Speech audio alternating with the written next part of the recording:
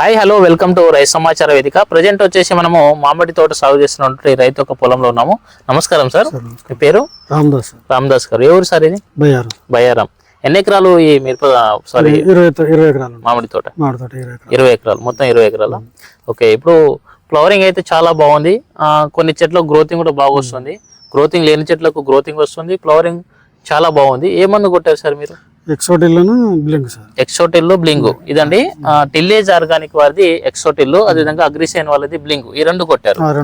So ఇదే first dosa? ఇప్పుడు first dose ఇదేనా? దీనికంటే ముందు ఏం కొట్టలేదు? అంతకుముందు పురుగు మందు కొట్టారు. ఏం కొట్టారు? పురుగు మందు క్లోరిఫైర్ సల్ఫర్ కొట్టారు. ఫస్ట్. ఓకే, అప్పుడు ఎట్లా ఉండే సార్? ఇది కొట్టక ముందు ఎట్లా ఉండే? కొట్టక ముందు అప్పటికి ఏం లేదు. ఇది కొట్టిన తర్వాత మనకు ఫ్లవరింగ్ స్టార్ట్ అయింది. ఇప్పుడు ఎన్ని రోజులు అయింది సార్ ఇది కొట్టి? ఇది పెట్టి వారం 10 రోజులు అయితే. ఇప్పుడు ఈ చెట్టు చూస్తున్నాం కదా మనం, ఇది కొట్టక ముందు ఫ్లవరింగ్ ఈ విధంగా ఉంది సార్? అసలు ఇది కొట్టక ముందు మందు కొట్టే రోజు నేను దగ్గరే ఉన్నాను. అసలు ఇది లేదు, అసలు ఫ్లవరింగ్ లేదు, అసలు బొడ్డ కూడా కనిపించలేదు. అసలు ఈ 10 రోజులు వారం రోజులలో అది ఫ్లవరింగ్ చాలా బాగా వచ్చేసింది. ఇది ఇప్పుడు ఎన్ని సంవత్సరాలు సార్ ఈ మామిడి తోట? నేను వ్యాపారం 2005 నుంచి 2005 నుంచి చేస్తున్నారు. ఇది ఎన్ని సంవత్సరాల తోట? ఇది 30 సంవత్సరాల తోట. ముదిరి చెట్లు అయినా కానీ ఎర్లీగా వచ్చింది. ముదిరి చెట్లు ఎర్లీగా వేరే మందుతో ఎట్లా వస్తుందా సార్?